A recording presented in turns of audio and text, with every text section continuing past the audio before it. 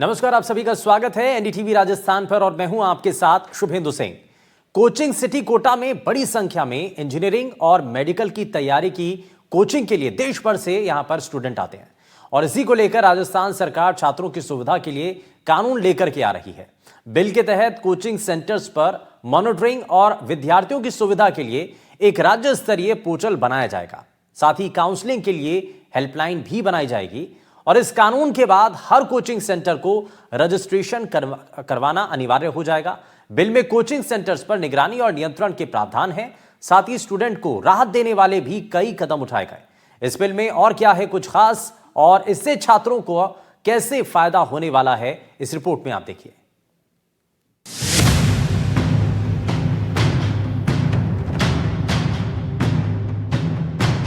राजस्थान सरकार कोटा में कोचिंग संस्थानों की मनमानी को लेकर साथ ही छात्रों की सुरक्षा को लेकर सख्त नजर आ रही है।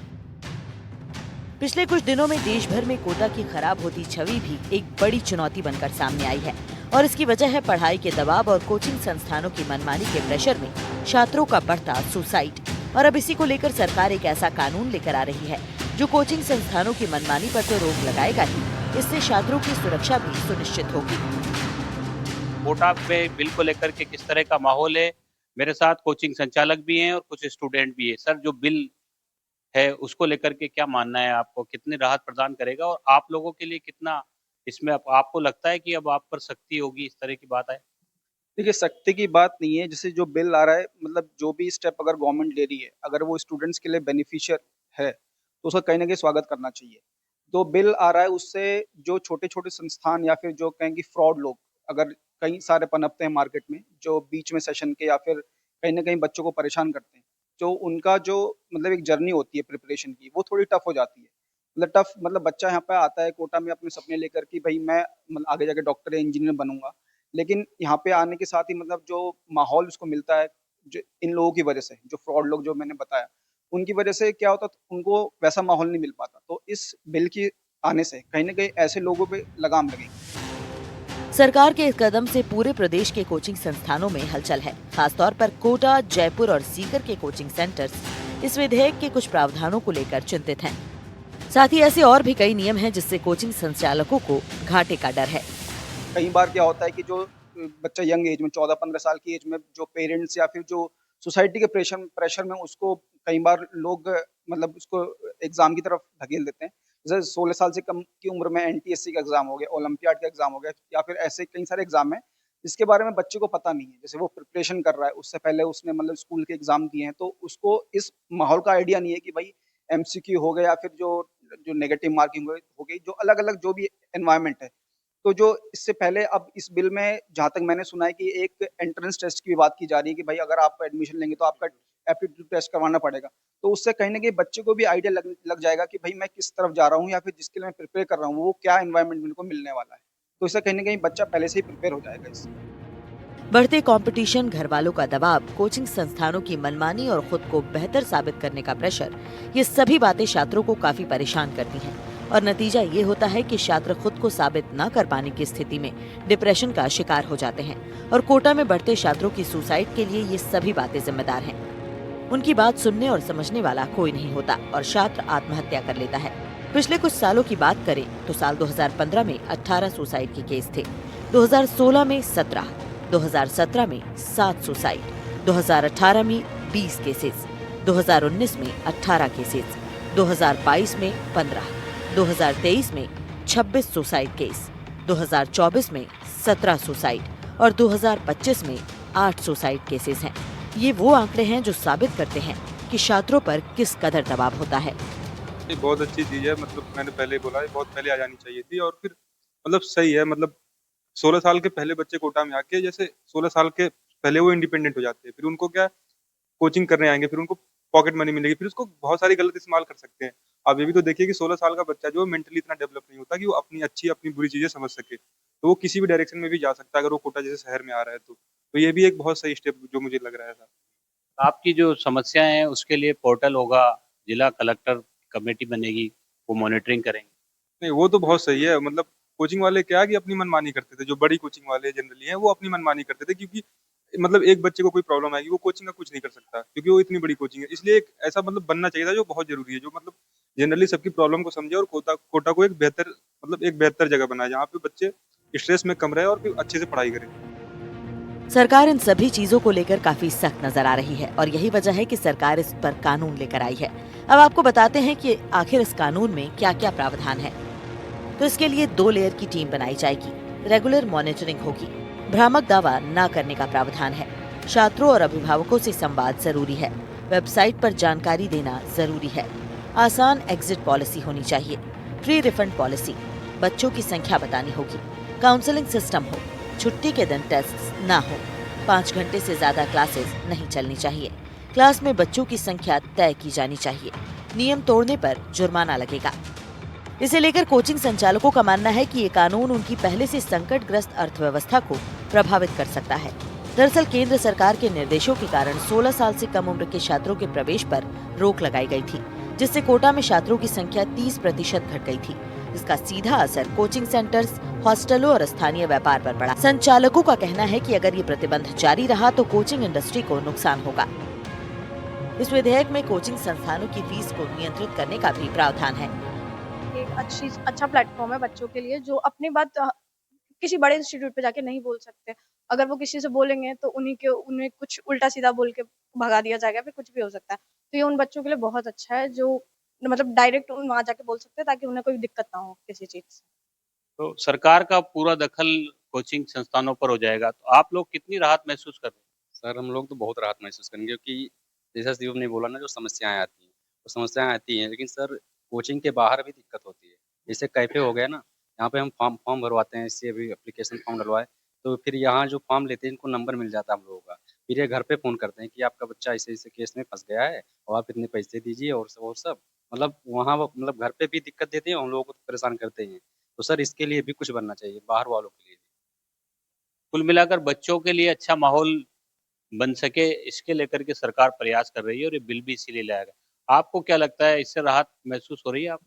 जी, बिल्कुल इससे काफ़ी राहत होगी, क्योंकि अगर बच्चा कभी गलती से किसी कोचिंग में एडमिशन ले लिया, जहाँ पे उसको उस स्तर की पढ़ाई ना करवाई जाए, जितना वो सोच के रखा हो, फिर उसके बाद वो लोग रिफंड भी वापस नहीं करते। लेकिन जब गवर्नमेंट का सीधा इंटरफेरेंस होगा, तो ये गवर्नमेंट हेल्प कर सकती है बच्चे को रिफंड के लिए और आगे सपोर्ट कर पाएगी। गवर्नमेंट का सीधा दखल होगा, आप लोगों के लिए एक सुविधा होगी, आपकी बात सुनी जाएगी।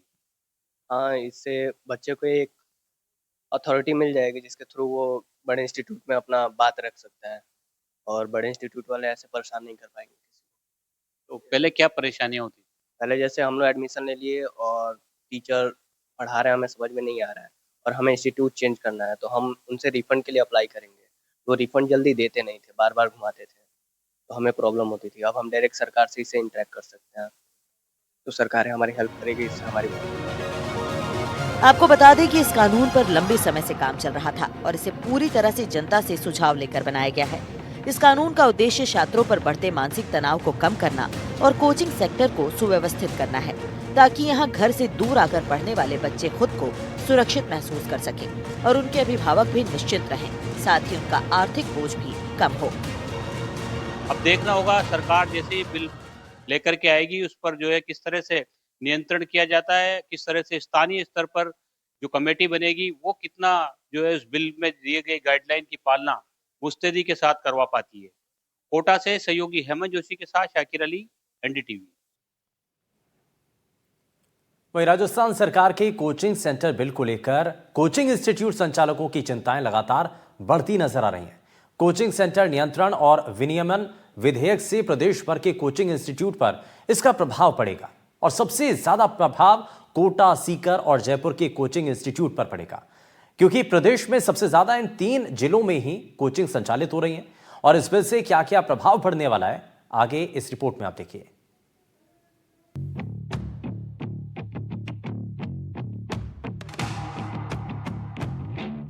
बच्चों को सहूलियत देने के लिए सरकार कोचिंग सेंटर नियंत्रण और विनियमन विधेयक लेकर आ रही है और इसका सीधा सीधा असर कोचिंग संचालकों पर पड़ेगा। इस नियम के हिसाब से कोचिंग सेंटर्स की मनमानी पर रोक लगेगी और फीस को वापस करने का भी प्रावधान रखा गया है। इसे लेकर सीकर के कोचिंग संचालकों का कहना है कि सरकार ने जो नियम बनाए हैं वो बच्चों की सहूलियत के लिए बनाए गए हैं। पिछले कुछ सालों में लगातार हो रही सुसाइड की घटनाओं को देखते हुए ये कदम उठाया गया है। कोचिंग संचालकों का कहना है कि अगर बच्चों के सर्वांगीण विकास और मानसिक स्वास्थ्य को ध्यान में रखते हुए शिक्षा दी जाए तो सरकार का कोई भी नियम किसी तरह से कोचिंग संचालकों के लिए परेशान करने वाला नहीं होगा। इस समय हम जो है सीकर शहर के कोचिंग हब के रूप में जाने वाला जो पिपराली इलाका है, पिपराली रोड का इलाका है, इस वहाँ पर हम खड़े हैं। यहाँ पर आपको बता दूँ करीब 2 दर्जन से ज़्यादा जो यहाँ पर कोचिंग इंस्टीट्यूट है, जिसमें जो बड़े और छोटे सभी तरह के जो कोचिंग इंस्टीट्यूट यहाँ पर है। वहीं जो है लगातार जो कोचिंग इंस्टीट्यूट में अब जो नए विधेयक को लेकर के जो है अब हलचल मच चुकी है, क्योंकि राजस्थान सरकार की ओर से अभी इसी सप्ताह जो है राजस्थान कोचिंग संचालक विधेयक 2025 जो है पेश किया जाना है, जिसके चलते माना जा रहा है कि छोटे और जो मंझले जो कोचिंग इंस्टीट्यूट है उनको जो है नुकसान होने की संभावना है, क्योंकि कई ऐसी जो शर्तें, कई ऐसे जो नियम हैं जिसके चलते छोटे और मंझले जो कोचिंग इंस्टीट्यूट है उनको काफ़ी नुकसान होने की संभावना है। वहीं जो कोचिंग इंस्टीट्यूट है उनमें भी कहीं ना कहीं हलचल मच चुकी है नए विधेयक को लेकर के। हमारे साथ कुछ कोचिंग इंस्टीट्यूट के जो संचालक भी हमारे साथ खड़े हैं, हम इनसे जानेंगे किस तरह से जो कोचिंग इंस्टीट्यूट का जो नया विधेयक आ रहा है 2025 सरकार पेश कर रही है विधानसभा में, किस तरह का नुकसान होगा, किस तरह से देखते हैं। जी, मेरा इस मामले में मानना ये है कि कोचिंग इंस्टीट्यूट्स के लिए गवर्नमेंट ने जो रूल बनाया है वो बच्चों की सहूलियत के लिए बनाया है। जनरली ये देखा गया है गवर्नमेंट के इसके पीछे का मैंने जो स्टडी की कि पिछले कुछ विगत वर्षों में स्टूडेंट्स ने कई ऐसे कदम उठाए हैं, अनैतिक कदम जो नहीं उठाने चाहिए, लाइक सुसाइड करना, आत्महत्या करना, और उसमें कहीं ना कहीं उनका स्ट्रेस, उनकी पर्सनल लाइफ, उनकी केयरिंग और उनके लिए क्वालिटी एजुकेशन ये बड़ा मुद्दा होता है। तो मेरा ये मानना है कि गवर्नमेंट कहीं ना कहीं अपनी जनता के भले के लिए ही कदम उठाती है। बाकी अगर हम इस कदम में गवर्नमेंट का साथ देना चाहें तो यही कहना चाहेंगे कि बच्चों के सर्वांगीण विकास, उसकी क्वालिटी एजुकेशन, उसके मानसिक स्वास्थ्य और उसके स्ट्रेसफुल लाइफ को ध्यान में रखते हुए अगर उसको एजुकेशन दी जाए तो मुझे नहीं लगता कि गवर्नमेंट का कोई भी रूल इसके अंदर हमारे लिए कोई तकलीफ़ पैदा कर सकता है। बताना चाहूँगा जो है 16 साल से छोटे बच्चे को जो कोचिंग इंस्टीट्यूट में नहीं लिया जाएगा, ये भी एक रूल है। इसके साथ में जो है उसका जो रुझान है उसके लिए भी एक अलग से टेस्ट लेना पड़ेगा। इस तरह के जो प्रावधान भी नए विधेयक में रखे जा रहे हैं, उनको किस एंगल से देखते हैं आप? सर वैसे ये पॉइंट ऑफ व्यू तो देखिए गलत नहीं है। इट डिपेंड्स कि जो कोचिंग के संचालक हैं, जो हमारी टीम के जो लोग हैं, हमारे साथी हैं, वो 2 पहलू की तरफ से सोच सकते हैं। या एक तो ये हो सकता है कि भाई बच्चों के लिए फ़ायदेमंद हो, और एक तरीके से ये भी सोच सकते हैं कि ये कहीं ना कहीं हमारे लिए गलत हो। लेकिन डेफिनेटली एक बात बताया जाए कि भाई आज बच्चे की पॉइंट ऑफ व्यू से देखा जाए तो बच्चे को स्कूली एजुकेशन भी ज़रूरत है, साथ में उसके आगे ये इस तरीके की कोचिंग एजुकेशन भी ज़रूरत है, क्योंकि आने वाले कंपटीशन को देखा जाए तो स्कूल्स में ये व्यवस्था नहीं मिल रही है जिस तरीके की हम लोग व्यवस्था प्रोवाइड कर रहे हैं। हमारा जो डेडिकेशन है, हम लोग कम्प्लीटली फोकस ऑन स्टडीज़ पे काम कर रहे हैं कि बच्चे जो किस तरीके से एग्ज़ाम को फाइट करना है, उसके क्वेश्चन को कैसे उसने फेस करना है। इसमें जो गवर्नमेंट का जो इन्वॉल्वमेंट है, दिस इज़ नॉट बैड। उसकी मानसिक सेटिस्फेक्शन, उसके प्रॉब्लम को सॉल्व करने के लिए गवर्नमेंट का इन्वॉल्वमेंट होना चाहिए। लेकिन ये गलत है कि मतलब अगर 16 साल से छोटे आयु का बच्चा है या उससे ज़्यादा आयु का बच्चा है, उसके ऊपर हम लोग कुछ क्रिएट करें, क्योंकि हम लोग भी एक तरीके से बच्चों के सोच विचार को ही लेके बैठे हैं, बच्चों की पॉजिटिविटी को लेके बैठे हैं कि बच्चे को कुछ यहाँ पर आके कुछ गलत महसूस नहीं कराएं। हमारी प्रॉपर काउंसलिंग की टीम होती है। हम एवरी टीचर, हमारा जो टीचर पढ़ाता है उसको वीकली उस बच्चे से बात करता है कि बेटा कोई प्रॉब्लम तो नहीं है। इस लेवल पे अगर काम कर रहे हैं और गवर्नमेंट हमको रेगुलेटरी करे तो इट्स नो प्रॉब्लम। दोनों मिलकर काम करेंगे तो बहुत अच्छा आगे बढ़ सकते हैं। संचालकों का कहना है कि नीतिबद्ध और नियमबद्ध तरीके से कोचिंग संचालित किए जाए तो किसी भी नियम से कोई परेशानी नहीं होगी। साथ ही उनका ये भी कहना है कि इस कानून से पहले सरकार को कोचिंग इंस्टीट्यूट संचालकों से भी सुझाव लेने चाहिए थे। विधेयक के लागू होने के बाद छोटे और मिडिल स्टेज वाले कोचिंग इंस्टीट्यूट जो कोचिंग के साथ छात्रावास भी संचालित करते हैं, उन पर इसका असर जरूर पड़ेगा। राजस्थान सरकार की ओर से कोचिंग इंस्टीट्यूट जो है विधेयक ये पारित होने से हालांकि कुछ ज़रूर फर्क पड़ सकता है, लेकिन अगर यहाँ के स्थानीय संचालकों का कहना है कि सीकर के इंस्टीट्यूट लगभग जो नियम फॉलो कर रही है, जो सरकार बना रही है वो लगभग नियम अभी फॉलो कर रही है। हालांकि कुछ छोटे और मंझले इंस्टीट्यूट है और हॉस्टल्स है, उन पर इसका ज़रूर प्रभाव देखने को मिल सकता है। सीकर से एनडीटीवी के लिए जगदेव सिंह पंवार।